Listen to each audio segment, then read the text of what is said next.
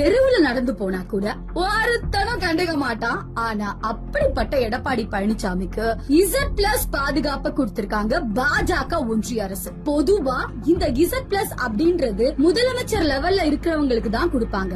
ஆனா ஒன்னும் தெரியாத தற்கூரிக்கு எதுக்கு Z+ கொடுத்திருக்காங்க அப்படின்னு தானே யோசிக்கிறீங்க. அதுக்கும் ஒரு காரணம் இருக்கு மக்களே. இந்த பாஜக அனுப்புற Z+ பாதுகாப்பு பிரிவுல இருக்கிறவங்க வெறும் பாதுகாப்புக்கு மட்டும் இருக்கிறது இல்ல, ஸ்பையாவும் இருப்பாங்க.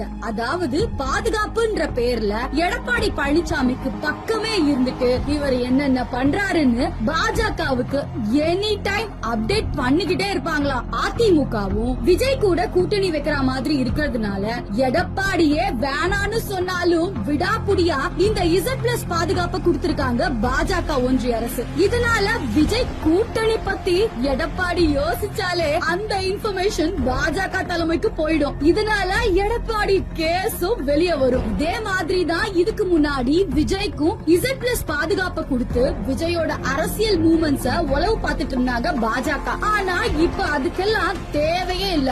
ஏன்னா பாஜகவோட கைக்கூலியான அருண்ராஜு, சிடி நிர்மல்குமாரும் இப்ப டிவிக்கேல தானே இருக்காங்க. விஷயம் என்னன்னா இந்த Z+ பாதுகாப்புக்கு சம்பளமே பல கோடியில இருக்கும். ஆனா அந்த காசெல்லாம் நம்ம கட்டுற வரி பணத்துல இருந்துதான் கொடுப்பாங்க. அதுவும் ஒரு நல்ல தலைவனுக்கு கொடுத்தா கூட பரவாயில்ல.